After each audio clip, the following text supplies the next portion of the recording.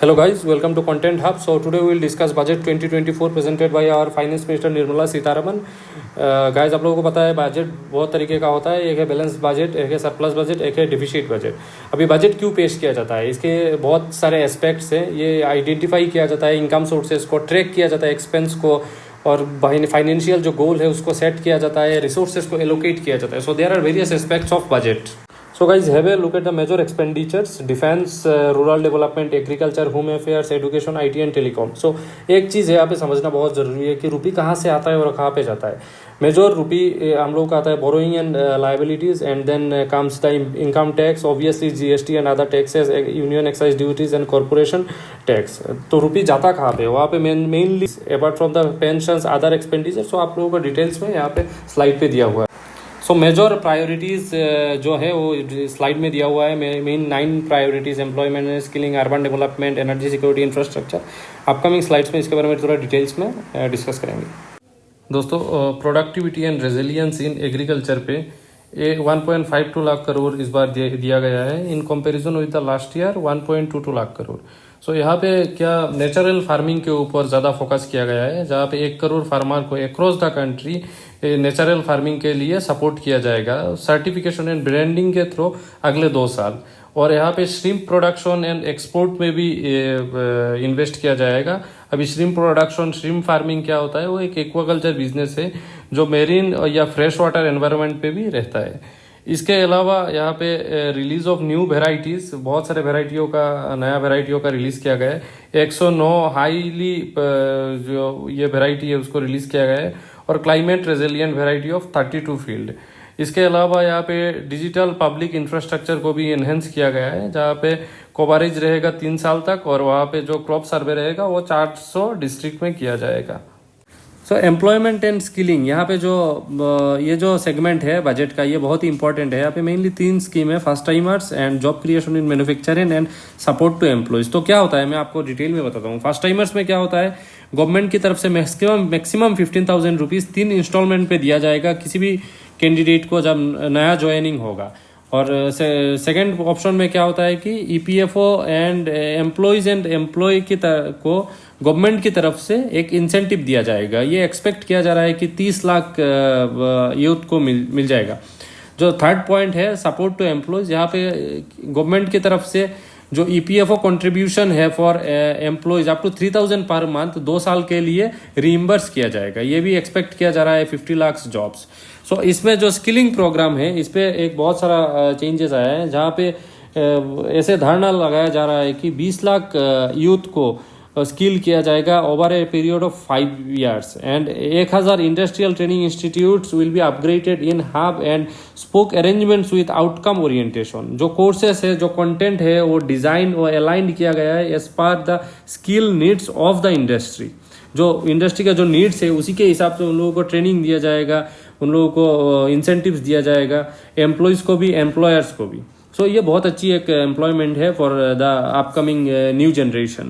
इस स्लाइड पे आप लोग देख सकते हैं जो ह्यूमन रिसोर्स डेवलपमेंट और सोशल जस्टिस का पॉइंट है, वहाँ पे एक पूर्वोदय स्कीम लॉन्च किया गया है, जिसके द्वारा जो ईस्टर्न रीजन पे जो स्टेट्स है लाइक बिहार, झारखंड, वेस्ट बंगाल, उड़ीसा, आंध्र प्रदेश, वहाँ पे जो प्रोजेक्ट्स है वहाँ पे डेवलप किया जाएगा. Along with the Patna Purnia expressway भी डेवलप किया जाएगा, बक्सर भोगलपुर एक्सप्रेसवे भी डेवलप किया जाएगा. सो इस साल 2.66 लाख करोड़ दिया गया है for rural development.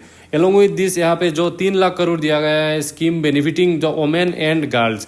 Apart from this जो 1000 से ज़्यादा ब्रांचेस है इंडिया पोस्ट पेमेंट बैंक का, वो सेटअप किया जाएगा नॉर्थ ईस्ट रीजन पे, जो आने वाले समय में जाके बहुत ज़्यादा हेल्पफुल होगा उस रीजन के लोगों के लिए.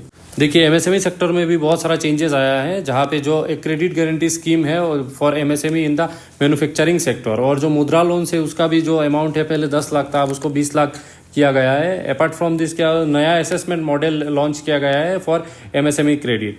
और यहाँ पे 2 पॉइंट है, आप स्क्रीन पे देख सकते हैं. जो एक स्कीम है वहाँ पे टॉप 500 कंपनीज पे जो 1 करोड़ यूथ को इंटर्नशिप का अपॉर्चुनिटी मिलेगा. वो अपकमिंग टाइम पे जाके ये लोग ये जो स्कीम है इसको दूसरा जगह यूज़ कर सकते हैं, जिसके बदौलत उनको अच्छा नौकरी मिलने का भी चांसेस है. और अपार्ट फ्रॉम दिस 5,000 रुपया per month along with one time payment of 6,000 rupees CSR fund के थ्रू उन लोगों को दिया जाएगा. अर्बन डेवलपमेंट सेगमेंट में भी जो पीएम आवास योजना 2.0 है उसका लॉन्च किया गया है, जहाँ पे जो 1 करोड़ अर्बन पॉपुलेशन है, poor and middle class segment, वहाँ पे उन लोगों को with an investment of 10 lakh crore address किया जाएगा। अपार्ट फ्रॉम दिस क्या होता है, जो पॉलिसी एंड रेगुलेशंस है for efficient transport and rental housing markets with enhanced availability, जो उन लोगों को दिया जाएगा। तो ये आने वाले समय में उन लोगों को बहुत ज़्यादा हेल्पफुल। यूनियन बजट में इस साल जो फ्लड आता है हर साल असम, सिक्किम, उत्तराखंड में, उसको टैकल करने के लिए रिलेटेड प्रोजेक्ट्स डेवलप करने के लिए एक बजट का घोषणा किया गया है, जो अब आने वाले समय में जाके वहाँ पे रहने वाले लोगों के लिए बहुत ज़्यादा हेल्पफुल रहेगा।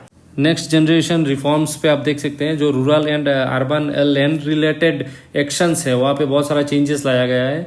एंड जो एफडीआई ओवरसीज इन्वेस्टमेंट्स है वहाँ पे भी बहुत सारा चेंजेस लाया गया है। एनपीएस बच्चा लाया, न्यू पेंशन स्कीम, बहुत सारा पॉइंट्स है जहाँ पे बहुत सारा चेंजेस किया गया है। वैसे देखिए, आप लोगों को तो पता ही होगा, टैक्स बहुत तरीके का है, direct tax, indirect tax and other taxes. Direct taxes में आता है income tax, corporate tax, capital gain tax, और आपका रहेगा wealth tax, state duty, gift tax. And indirect taxes पे आता है goods and services tax, value added tax, VAT जिसके नाम से जाना जाता है, excise duty, service tax, custom duty, CST, entertainment tax, luxury tax, ये वगैरह वगैरह आता है। और अदर टैक्सेस में आता है स्वच्छ Bharat tax, Krishi Kalyan, infrastructure, education cess and health and education cess. So इन अलग अलग टैक्सेस आता है। अभी देखिए, डायरेक्ट टैक्सेस में जो हम लोगों का पर्सनल इनकम है वो आ जाता है। वहाँ पे जो लास्ट ईयर जो था बजट पे जो घोषणा किया गया था उसी हिसाब से ही रखा गया है। लास्ट ईयर था 3 to 3 लाख नील, इस साल भी नील है। लास्ट ईयर था 3 to 6 लाख रुपीज 5% टैक्सेस, इस साल 3 to 7 किया गया है, 7 to 10 है। तो आप लोग चेक कर सकते हैं, ओवरऑल ये सेम ही है, थोड़ा बहुत इधर उधर किया गया है। So thanks for watching. Actually this is my first video in YouTube. My channel name is Content Hub. My name is Avijit Ghosh. So मैंने ये पहला वीडियो बनाया है YouTube पे। चैनल का नाम है Content Hub. मेरा नाम है Abhijit Ghosh. Thank you for watching.